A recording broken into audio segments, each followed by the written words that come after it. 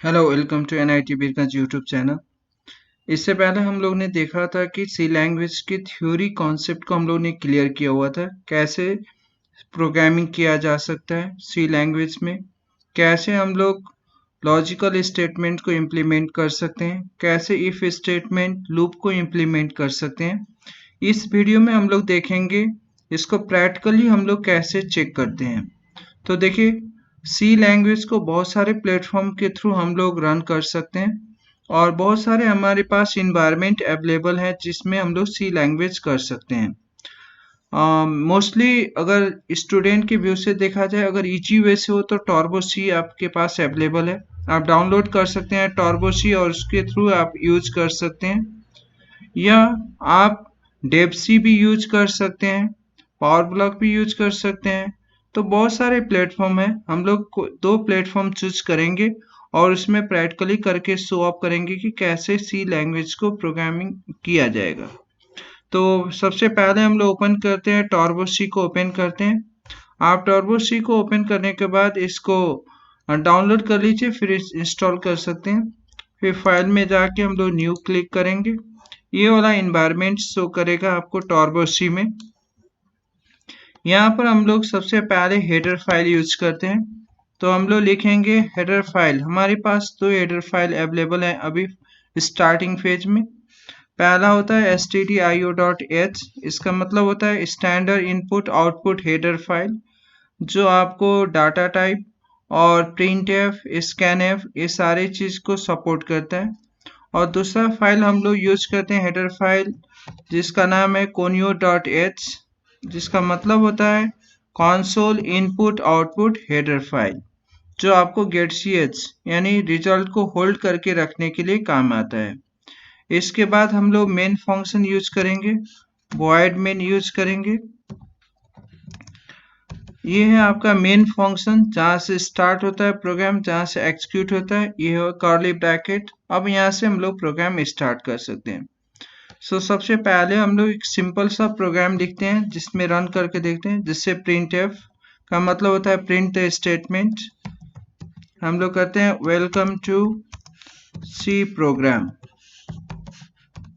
और ये जो स्टेटमेंट है इसको डबल कोट में यूज करना है और ये आपको इंडिकेशन के रूप में रेड कलर से दिखाता है। उसके बाद आप गेट सी एच कर लीजिए, क्योंकि अगर गेट सी एच यूज नहीं करते हैं तो क्या करेगा कि रिजल्ट तो एग्जीक्यूट होगा लेकिन आपको दिखेगा नहीं। इतना करने के बाद आप इसको रन कर लीजिए, ऑल्ट आर से रन। उसके बाद इसको शो ऑफ कर लीजिए। देखिए वेलकम टू सी बोल के दिख रहा है। अब ये जो पहले का कंटेंट सब आ रहा है, इसको क्लियर करने के लिए हम लोग यूज कर सकते हैं CLR SCR। ये होता है क्लियर द स्क्रीन। इसको फिर से रन कर लीजिए। इस तरह आपका पहला प्रोग्राम कंप्लीट होगा। अब पहला प्रोग्राम कंप्लीट होने के बाद हम लोग डाटा टाइप वाले यूज करते हैं, जैसे प्रोग्राम यूजर से कोई वैल्यू लेके और उसके बाद उसके बेस पे कोई काम करते हैं। तो जैसे हम लोग को सम करना है, दो नंबर हमें एक्सेप्ट करना है, उसके बाद उसको सम करना है, तो उसके लिए यूज करते हैं। पहले डाटा टाइप डिफाइन कर लेंगे, ABC, तीन वेरिएबल्स हम लोग डिफाइन कर लिए। अब यूजर से एक्सेप्ट करेंगे तीनों का, तो हम लोग लिखते हैं जैसे printf enter your first number, पहला नंबर हम लोग मांगेंगे।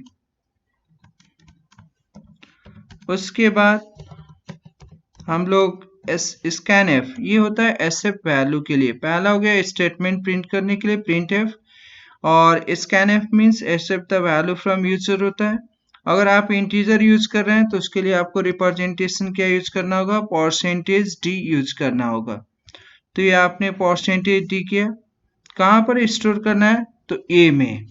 तो इसका मेमोरी को इंडिकेशन करने के लिए हम लोग क्या यूज करते हैं, एंड उसके बाद ए यूज करेंगे। ये वेरिएबल्स में आपका वैल्यू स्टोर करेगा। तो ये पहला स्टेप है, यूजर से वैल्यू लेके वैल्यू को कहाँ पर स्टोर करेंगे, ए में स्टोर करेंगे। उसी तरह हमें दूसरा भी वैल्यू चाहिए, तो हम लोग लिखेंगे printf enter your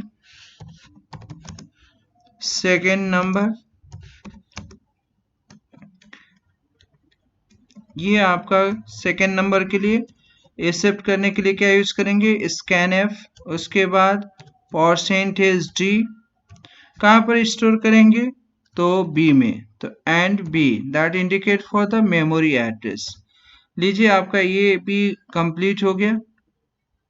अब आपको क्या करना है, इसको सम करना है। तो क्या लिखिएगा, C is equal to A plus B, ये आपका सम हो गया।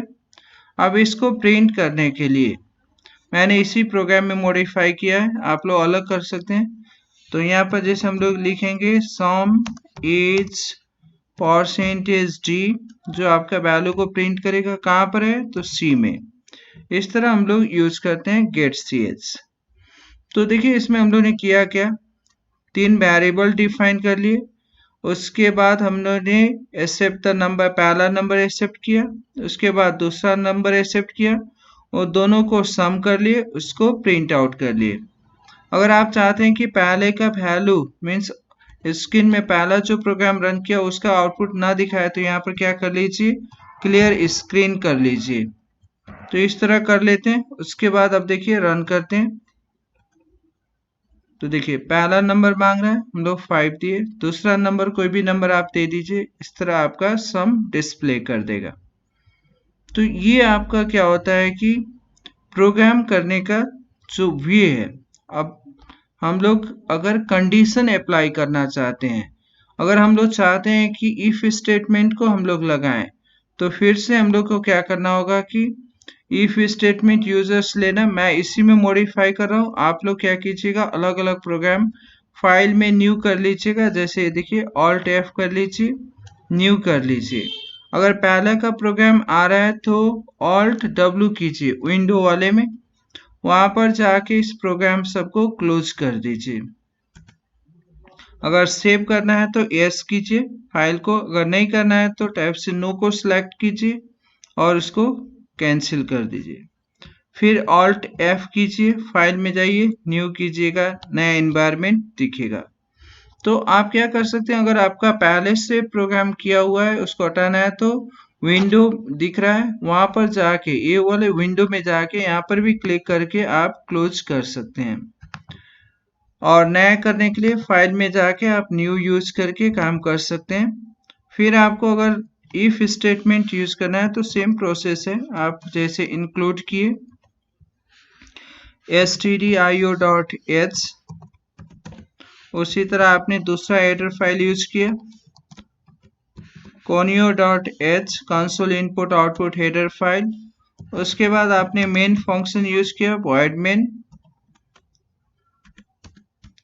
यहाँ से हम लोग एक वैल्यू लेते हैं, इवन आउट प्रोग्राम करने के लिए काम करते हैं। तो हम लोग ने एक वेरिएबल लेंगे, क्योंकि इवन आउट के लिए कोई एक नंबर एक्सेप्ट करना है और फाइंड आउट करना है वो नंबर इवन है कि ऑड है। तो प्रिंट एक वेरिएबल लिया, print F inter your number कर देते हैं। हम लोग ने नंबर एक्सेप्ट किया यूजर से करने के लिए। तो याद रखिएगा प्रिंट एफ करने के लिए हम लोग क्या यूज करते हैं, प्रिंट द स्टेटमेंट, यूजर को इंडिकेशन करने के लिए आपको करना क्या है। और वैल्यू एक्सेप्ट करने के लिए हम लोग क्या यूज करते हैं, स्कैन एफ यूज करते हैं। परसेंटेज डी इसलिए क्योंकि ये इंटीजर टाइप है, अगर फ्लोट टाइप रहता तो परसेंटेज एफ यूज करते। उसके बाद ये किया एन। अब देखिए हम लोग ने नंबर एक्सेप्ट करने के बाद हमें क्या करना है, चेक करना है जो नंबर है उसको 2 से डिवाइड करना है, उसका रिमाइंडर फाइंड आउट करके और 0 से कंपैरिजन करना है। तो हम लोग लिखेंगे क्या, if n mod 2 equal to 0। यहाँ पर जो परसेंट साइन दिख रहे हैं उसको बोलते हैं, इसको जो परसेंट सिंबल है इसको बोलते हैं मोड ऑपरेटर। मोड का काम क्या है, रिमाइंडर वैल्यू फाइंड आउट करना है। यहाँ पर लिखेंगे print F even number percentage, कौन सा वैल्यू आपको प्रिंट करना है, तो n का वैल्यू प्रिंट करना है क्योंकि n नंबर आपने यूजर से लिया है। अगर ना हो तो क्या हो, तो ऑब्वियसली क्या होगा, इवन नंबर नहीं है तो क्या हो सकता है, ऑड नंबर हो सकता है। तो print F odd number %d, यहाँ पर हम लोग क्या करेंगे, n के वैल्यू को प्रिंट कर देंगे। ये हो गया। लास्ट में हम लोग क्या करेंगे, गेट ch यूज कर लेंगे, इसके बाद क्लोज कर देंगे। अब इस प्रोग्राम को लिखने के बाद इसमें रन करते हैं। इंटर योर नंबर बोला, 5 देंगे, ऑड नंबर दिख रहा है। अब यहाँ देखिए पहले का कंटेंट सबको दिख रहा है। इसको हटाने के लिए हमें क्या करना होगा, यहाँ CLR SCR क्लियर स्क्रीन करेंगे।